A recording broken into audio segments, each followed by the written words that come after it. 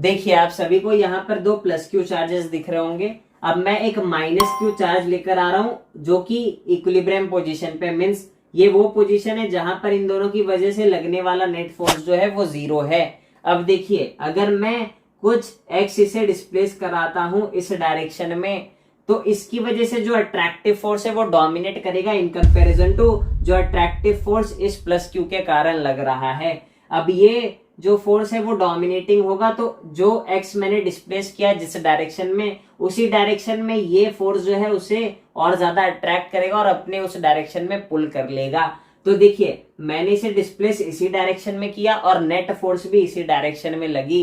तो देखिए जब ये डिस्प्लेस हुआ वो फिर से अपने इक्विलिब्रियम पोजीशन पे नहीं आ पा रहा है उस नेट अट्रैक्टिव फोर्स के कारण। तो इस वजह से ये जो इक्विलिब्रियम थी वो अनस्टेबल इक्विलिब्रियम पोजीशन होगी इस पार्टिकल के लिए।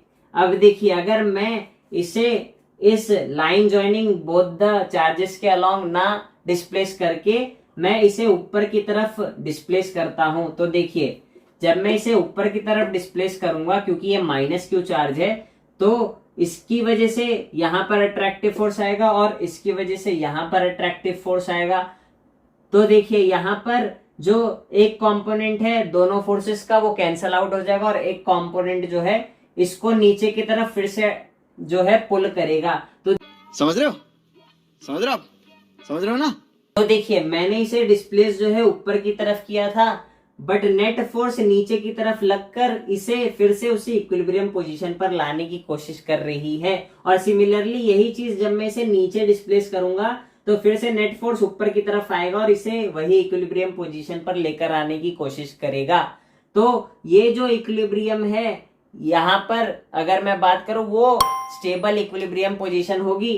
तो आपको ये ध्यान रखना है कि दो चार्जेस हैं और मैं एक तीसरा चार्ज लाता हूं जिसका नेचर जो है वो अपोजिट है, मींस नेगेटिव था इस सिनेरियो में।